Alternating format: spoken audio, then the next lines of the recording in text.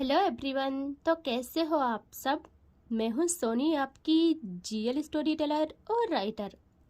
बिना किसी देरी के आते हैं सीधा स्टोरी पे। आशिकी का पार्ट 25। पिछले पार्ट से सीधे आगे चलेंगे। ओके। सौम्या को दिखाते हैं जो कि जानबूझ के रिधि के साथ साथ चल रही थी, उसकी स्पीड को फॉलो करते हुए।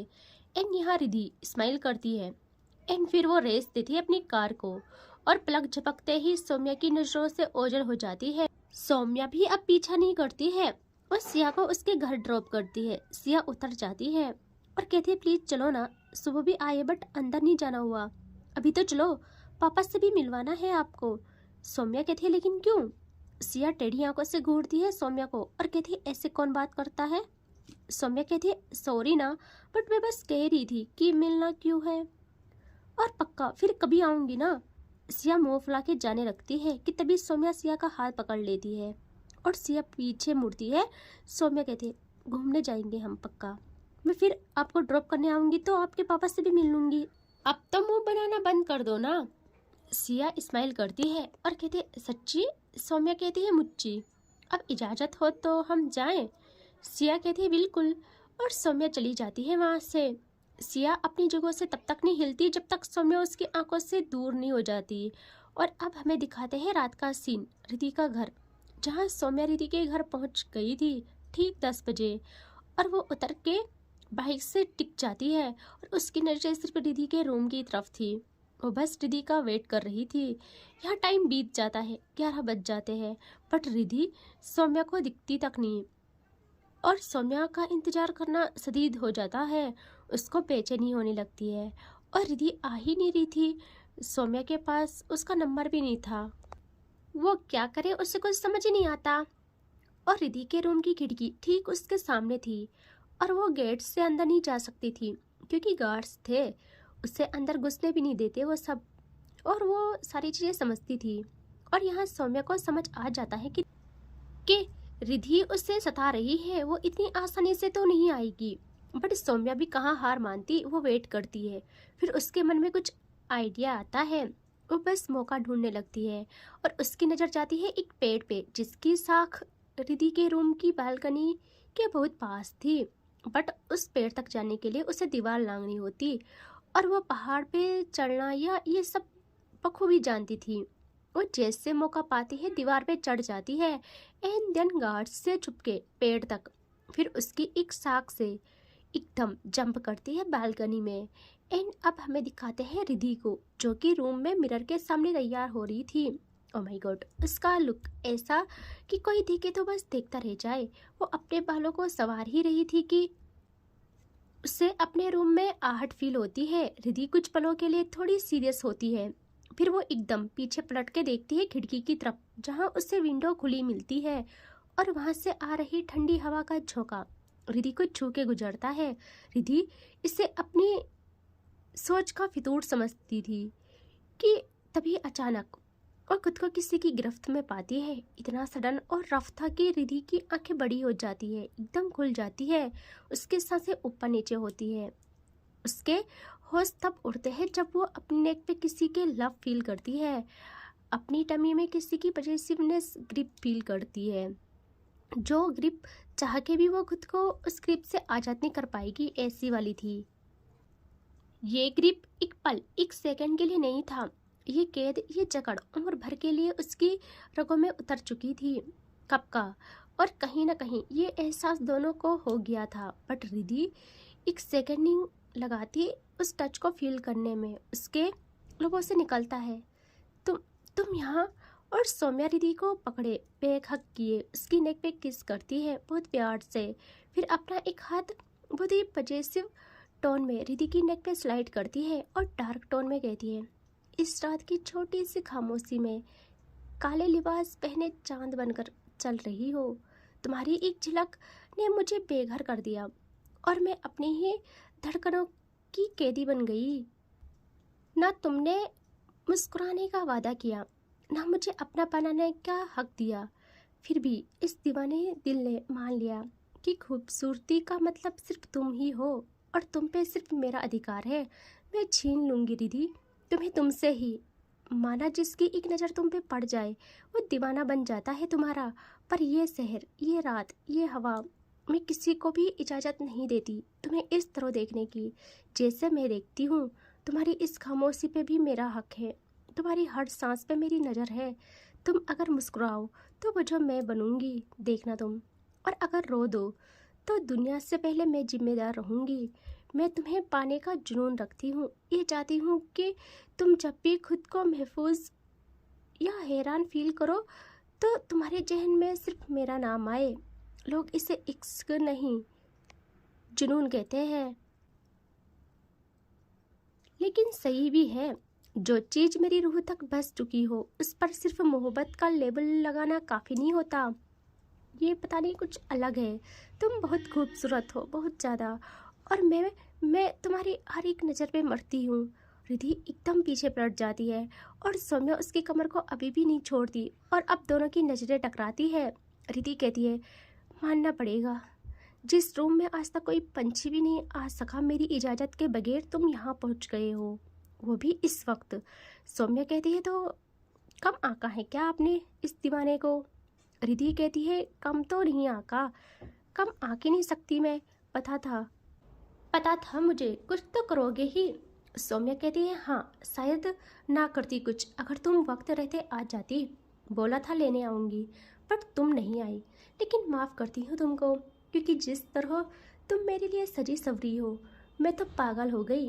रिधि कहती है, अच्छा तो आपके हित में हम कुछ कहें आप तुरंत चले जाइए यहाँ से, वरना मेरे गार्ड्स मेरे इशारे का वेट भी नहीं करेंगे, तुमको देख के ही मार डालेंगे। सौम्या जल्दी से रिधि को छोड़ देती है और रिधि मुस्कुराती है और अगेन मिरर के सामने आ जाती है ये कहते हुए कि डरपोक। और तभी उससे आवाज़ आती है, वो देखती है जल्दी से साइड में उसके बेड में सौम्या गिर जाती है बिल्कुल अच्छे से जैसे वो उन दोनों का ही बेडरूम हो। और रिधि कहती है, क्या हुआ, यहाँ क्यों पड़ गए आप, निकलो यहाँ से, मरने का डर नहीं लगता क्या? सौम्या अपने दोनों हाथ अपने सर के पीछे रख के अच्छे से लेट के, पैर जमीन पे और पूरा शरीर बेड में ऐसा था वो, और नजरें ना उसकी रिधि पे थी और वह कहती है, मौत से डर नहीं लगता है, और कौन मारेंगे मुझे, तुम्हारे गार्ड्स जिन्होंने मेरा आना तक नहीं देखा, क्या प्रोटेक्ट कर देंगे वो तुमको? अफसोस है मुझे। रिधि कहती है, ओके जो भी है, बट अपना अफसोस पकड़ो और निकलो यहाँ से। सौम्या कहती है कि नहीं बिल्कुल नहीं।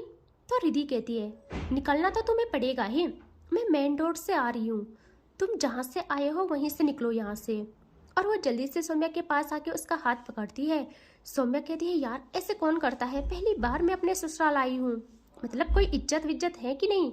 रिधि गुस्से में घूरती है सौम्या को और उसका हाथ पकड़ के उसे बेड से उठा लेती है और विंडो की साइड उसे ला के कहती है, जाओ जल्दी यहाँ से।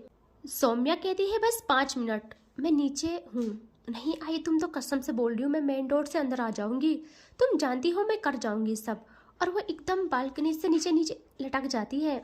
यहाँ रिधि जैसे देखती है उसकी सांस अटक जाती है। वो कहती है, जंगली इंसान, मरने का शौक है तो मेरे घर पे मत मरो, कहीं और जाके मरो। यहाँ सौम्या कहती है, रिधि मरूंगी तो अब तुम्हारी बाहों में ही, सच्ची में अब तुम्हारी बाहों में ही आखिरी सांस लूंगी जब भी लूंगी। और वो वहाँ से जंप कर लेती है। रिधि इतना डर जाती है कि वो भाग के बेचैन हो के मेन डोर से बाहर आ जाती है और फिर बाहर आके उस पेड़ की साइड आ जाती है जहाँ उसे कहीं भी सौम्या नहीं दिखती। और तब जाके उसकी सांस में सांस आती है और अब वो निकलने को होती है गेट से बाहर। तभी उसका ड्राइवर उसके पास आता है और कहता है, मैम गाड़ी तैयार है। बट रिधि उससे कहती है कि नहीं, मैं किसी और के साथ जा रही हूँ आज। और यहाँ सौम्या भाई रिधि को देखती ही रह जाती है। एंड वो जैसे देखती है गेट ओपन हो रहा है, वो अच्छे से अपने कपड़ों को सही करती है और देखती है वहाँ रिधि बाहर आ रही थी। सौम्या की तो सांसें रुकने लगती है। वो खुद का हाल ऐसा करती है कि मानो कोई तीर उसके दिल पे लग गया हो। वो अपना हाथ अपने दिल पे ले जाती है और उसको हल्का सा सहलाती है और फिर खुद को संभालते हुए आगे बढ़ती है और प्रॉपर रिधि के सामने आके उसकी तरफ हाथ बढ़ाती है। रिधि भी इस वक्त ज़्यादा नहीं सोचती, वो सौम्या के हाथ में हाथ रख लेती है और सौम्या के हाथ में जैसे रिधि का हाथ आता है उसकी आइज़ बंद हो जाती है। वो लंबी सांस लेती है और ये दोनों एक दूसरे को देखते हैं। अब दोनों की आंखें टकराती हैं और सौम्या रिधि को अपनी बाइक तक ले आती है ऐसे ही। एंड फिर वो बैठ जाती है और रिधि भी बैठ जाती है, सौम्या के शोल्डर में हाथ रख के अच्छे से बैठ जाती है। और सौम्या कहती है चले फिर। रिधि कहती है कि हाँ चलो। एंड अब ये लोग निकल जाते हैं वहाँ से। और फिर ऐसे ही सौम्या अपनी स्पीड को बहुत तेज बढ़ाती है और उसका वो रिधि को सताना बिल्कुल नहीं रुकता। वो जानबूझ के रफ चलाती है ताकि रिधि उसको पूरा पकड़ ले, बट रिधि ऐसा कुछ नहीं करती, वो कैजुअली ही होल्ड करती है सौम्या को। और सौम्या अब कहती है यार ये गलत बात है, मत सताओ इतना। रिधि कहती है मैंने क्या किया। सौम्या कहती है यार अनजान मत बनो, एक बार जकड़ लो ना मुझे। रिधि कहती है इंसान लालची होता है, लेकिन तुम लालची के साथ साथ बहुत ज़्यादा गुमान रखने वाले हो। रिधि तुम्हारे साथ बैठी है और तुमको एहसान मानना चाहिए, और तुम ज़्यादा की उम्मीद कर रही हो। और अपनी ये हरकतें चुपचाप बंद कर लो। अगर दोबारा तुमने ऐसे बाइक चलाई तो मैं उतर जाऊंगी सच में।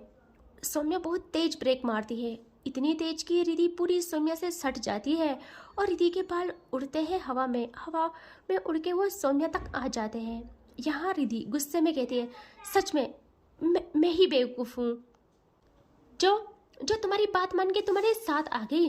तुम काबिल ही नहीं हो इसके। यहाँ सौम्या कहती है अब मैंने क्या कर लिया। वो कहती है ब्रेक क्यों मारा तुमने, वो भी इस तरह।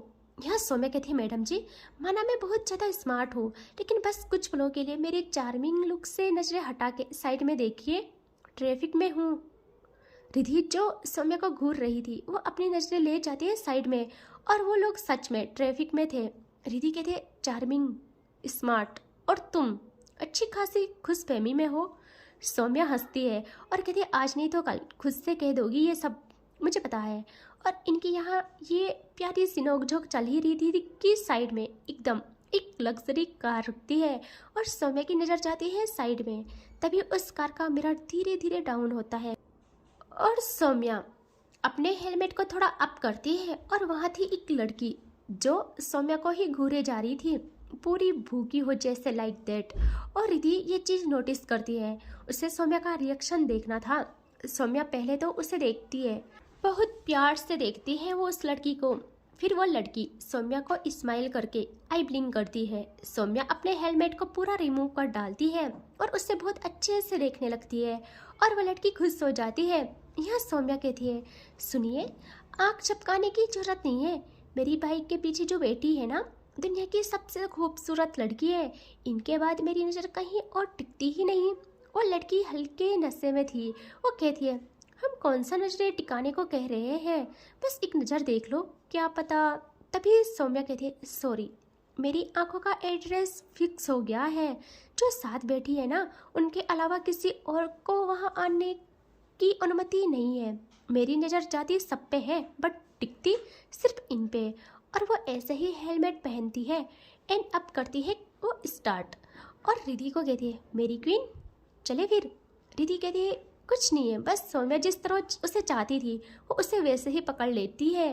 एंड सौम्या की खुशी नेक्स्ट लेवल हो जाती है, और ये लोग आते हैं अब एक बहुत प्यारे बीच पे जहाँ इंसानों की संख्या बहुत कम थी, और सौम्या ने पहले से ही वहाँ सब अरेंज किया था, एक डेट टाइप छोटा सा डेकोरेशन, बट इतना प्यारा कि क्या बोले। अपने लो बजट में किया था उसने सब, लेकिन वाइब्स और सुकून उस जगह प्राइसलेस थी। सौम्या वहाँ बाइक रोकती है और रिधि को कहती है आइए ना, और वो लोग वहाँ आ जाते हैं। सौम्या रिधि को बहुत प्यार से वहाँ बिठाती है, फिर बहुत प्यार से खुद बैठ जाती है उसके बगल, और फिर अपने नी के बल बैठ के रिधि के पैरों पे हल्का सा हाथ लगाती है। रिधि कहती क्या कर रही हो। सौम्या कहती कुछ नहीं, बस कंफर्टेबल फील करा रही हूँ आपको। और वो बहुत प्यार से रिधि की हील्स को रिमूव कर डालती है और वहीं साइड में रखती है, एंड फिर अच्छे से बैठ जाती है उसके बगल। एंड रिधि कुछ कहती, सौम्या कहती है आई नो आप शायद ही कभी ऐसे कभी आए हो है ना, आपके लिए हमेशा से बहुत अच्छी वेल सेटल्ड चीज़ें रही होंगी, बट ट्रस्ट मी आज आपको बहुत सुकून मिलेगा। और वो देखती है रिधि को जो उससे ही देखे जा रही थी, और रिधि कहती है एक सवाल करूं। सौम्या कहती है बोलो। रिधि कहती है तुम कब क्या बन जाते हो मेरी समझ में कुछ नहीं आता, मेरी समझ से परे हो तुम। और हाँ ये सच है, मेरे को आएगा सुकून, इन सब से पहली बार ऐसा फील कर रही हूँ मैं। लेकिन इसका मतलब ये नहीं कि, तभी सौम्या कहती है हाँ हाँ, इसका ये मतलब नहीं कि आप मुझसे इम्प्रेस हो गई हो, है ना? और कुछ, और सच कहूँ मैं आपको इम्प्रेस करने के लिए ये सब कर भी नहीं रही हूँ। मुझे सुकून मिल रहा है इसलिए कर रही हूँ, आपके पास रहने से, आपके इतने करीब रहने से।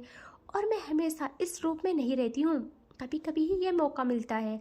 लेकिन रिद्धि 1000 बारी बोल चुकी हूँ आपको ये चीज़ कि शायद अब आपकी तरफ कोई देखे भी, मुझे ये गवारा तक नहीं, चाहे आप चाहो चाहे ना चाहो, लेकिन आप पे सिर्फ मेरा हक है। रिद्धि कहती है और वो क्यों है?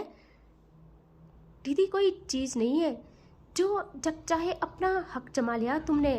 मुझे बताओ ऐसा क्यों है? क्यों तुम मेरे लिए मरने के लिए भी बर्बाद होने के लिए भी तैयार हो? सौम्या की एक आदत थी, वो इस सवाल से चुप हो जाती थी और कुछ टाइम के बाद वो कहती है क्योंकि तुम मेरा जुनून हो। मैंने जब से तुम्हें देखा है कहीं और मेरी नजरें नहीं जा रही है, मैं पागल हो रही हूँ। दिन रात तुम दिखती हो मुझे, तुम नज़र भी फेरो तो मेरा दिल जलता है, तुम पास आती हो तो सुकून मिलता है। और मैंने बहुत ट्राई किया कि मैं इस फीलिंग्स से निकल जाऊं। मैंने सुना था जहर को जहर मारता है, लेकिन जब भी मैंने किसी और की तरफ जाने की कोशिश तक की है तो सिर्फ तुम्हें बुलाने के लिए की है। तो तुम्हें नहीं पता, मैं जब भी किसी के पास जाती हूँ तो मुझे खुद से नफरत होती रहती है। और मैं ऐसी नहीं थी, मुझे इस चीज़ से प्रॉब्लम है। और मुझे लगता है ये सब तब सही होगा जब मैं आपको पा लूँगी, हासिल कर लूँगी। लेकिन ऐसा मैं जानती हूँ तुम आम नहीं हो, सबसे खास हो। भगवान जी ने सिर्फ एक रिद्धि बनाई है और इस कदर बनाई है कि दूसरा कोई हो ही नहीं सकता ऐसा। और तुम पे मेरा हक है। मैं जानती हूँ तुम्हें पाना बहुत मुश्किल है, लेकिन मैं सब कर जाऊँगी। मैं तुम्हें पाने की कीमत खुद को खो के भी चुकाऊं तो मुझे मंजूर है। शायद तब मेरी बेचैनी कम हो जाए। रिद्धि सौम्या से नजरें हटा के देखती है समुद्र की लहरों को और कहती है अभी तुम्हें पता नहीं, तुम जिस तरह अपनी फीलिंग्स को डिस्क्राइब कर रही हो, तुम्हें अंदाजा भी है ऐसी फीलिंग्स कब और क्यों आती है? खैर छोड़ो, देखते हैं कब तुम्हें ये सब पता चले। यहाँ सौम्या कहती है ओके ठीक है, सुनो ना, उस चांद को देखो। रिद्धि चांद की तरफ देखती है। सौम्या कहती है कितना खूबसूरत है ना सब? रिद्धि कहती है हाँ है तो बहुत ज़्यादा। सौम्या रिद्धि की उड़ती जुल्फों को हल्का सा संवार के कहती है चेहरा जैसा चांद लिए फिरती हो, कदमों में आसमान लिए फिरती हो। एक तो ऐसे भी नजरें तुमसे हटती नहीं, ऊपर से दिल वाला गाल लिए फिरती हो। और मुझे मारने का इरादा है क्या? कानों में झुमके डाल के फिरती हो। और वह ऐसे ही रिद्धि के झुमकों पे हल्का सा उंगली स्लाइड करती है और रिद्धि सौम्या की इन बातों पे देखती है सौम्या को। और सौम्या कहती है क्या हुआ? आप देखो ना अपने चांद को, हम अपने चांद को देख रहे हैं। हम आपको आपके चांद को देखने में खलल नहीं डालेंगे, आप हमारे चांद को देखने में खलल ना डाले। रिद्धि कुछ कहती नहीं, वो वहाँ से उठ जाती है और सौम्या भी जल्दी से उठती है। और रिद्धि समुद्र के पास आके बाहें फैला के उसकी लहरों को, उसके ठंडे से हवा के झोंकों को फील करने लगती है। समुद्र से आ रही ठंडी हवा के झोंकों को वो महसूस करती है और रिद्धि की आइज क्लोज हो जाती है। और तभी सौम्या अगेन रिद्धि के पास आके उसको बेखक कर लेती है। और रिद्धि अपनी आंखें खोल के कहती है तुम्हारा क्या करूँ मैं, तुम हर वक्त ये क्यों करती हो? सौम्या कहती है चलो आज मैं तुम्हें फील कराती हूँ इस सुकून को। और वो रिद्धि को ऐसे ही उसकी टमी से ग्रैब करके उठा के राउंड राउंड घुमाना करती है स्टार्ट। और रिद्धि को डर लग रहा था, प्लस उसे ना सुकून भी मिल रहा था और उसे हंसी भी आ रही थी। वह इस चीज़ को अच्छे से इंजॉय करती है और सब कुछ भूल जाती है। और उसकी खिलखिलाती हंसी सौम्या के दिल में सुकून उतार रही थी। और जैसे थक के रिद्धि को नीचे उतारती है, रिद्धि सौम्या के करीब आके सौम्या के बहुत पास आ जाती है और उसके चेहरे पे अपनी फिंगर्स को स्लाइड करती है। सौम्या की आंखें बंद हो जाती है और रिद्धि उसे संभालने भी नहीं देती और उससे ना बहुत ज़ोरों से पानी में पुश कर लेती है और सौम्या घिर जाती है पानी में। यहाँ रिद्धि बहुत प्यारा हंसती है और कहती है अब करो फील इसे, समझे? और सौम्या खुद को संभालते हुए कहती है बेटा रुक जाओ, मैंने इंजॉय कर लिया, अब आपको भी इंजॉय करवाऊंगी मैं, रुको तुम। और रिद्धि भागने लगती है वहाँ से। सौम्या उसके पीछे पीछे भागती है, पूरे बीच में इन दोनों की आवाज़ें थी, हंसी थी। और कुछ टाइम के बाद सौम्या रिधि को अगेन अपनी बाहों में भर लेती है और उसे रफली अपनी ओर करती है। दोनों की सांसें फूल रही थी और रिधि ऐसे ही कहती है, नहीं प्लीज मुझे मत डालना पानी में। यहाँ सौम्या डार्क टोन में कहती है, पानी में नहीं डालूंगी लेकिन सूखा भी नहीं छोड़ूंगी, आई प्रॉमिस। रिधि कुछ समझती सौम्या रिधि की नेक में हाथ डाल लेती है और रिधि की आंखें पूरी खुल जाती है। रिधि कहती है, व्हाट, सोचना भी मत। बट आज सौम्या नहीं रुकती। वो रिधि की कमर को इतना टाइट पकड़ती है कि रिधि बेकाबू हो जाती है और सौम्या रिधि के लबों के पास आके अपनी सांसें छोड़ने लगती है और कहती है, दोनों होश में है रिधि अभी, और अब कुछ पलों के बाद दोनों होश खो लेंगे। मैं जानती हूँ मैं क्या कर रही हूँ, लेकिन आज मैं हमारे इस रिश्ते पे एक मोहर लगाऊंगी। और वो एकदम फर्स्ट बार उन गुलाब की पंखुड़ियों को अपने लबों से छूती है, अपने होंठ से उसके लब को हल्का सा पकड़ती है, खींचती है। और आज रिधि के लब ने भी पहली बार ये जायका फील किया था। बट वो सौम्या को दूर पुश करने लगती है, लेकिन सौम्या नहीं मानती। वो उसके लोअर लिप को अब अपने दांतों तले हल्का दबाव डाल के खींचती है और फिर छोड़ देती है। और रिधि कुछ और समझती। यहाँ सौम्या का कंट्रोल खत्म हो जाता है और रिधि का मुंह अपने मुंह में भर लेती है और बहुत स्लोली किसी करना करती है स्टार्ट। ये अच्छा खासा चलता है, रिधि कोई रिस्पॉन्स नहीं करती। सब सौम्या की साइड से था और फिर धीरे धीरे ये सूखापन गीलेपन में बदलता है। वो ऐसे ही पीती रहती है, बरसों बाद प्यासे को पानी मिला हो जैसे ऐसे पीती है। और पता नहीं क्यों रिधि भी नहीं संभाल पाती अब सब। सौम्या का रिधि को ऐसे पकड़ के इस मौसम में समुद्र के किनारे किस करना रिधि को एक अलग दुनिया में ले जाता है। एंड इससे आगे देखेंगे नेक्स्ट पार्ट में। Take care, bye bye.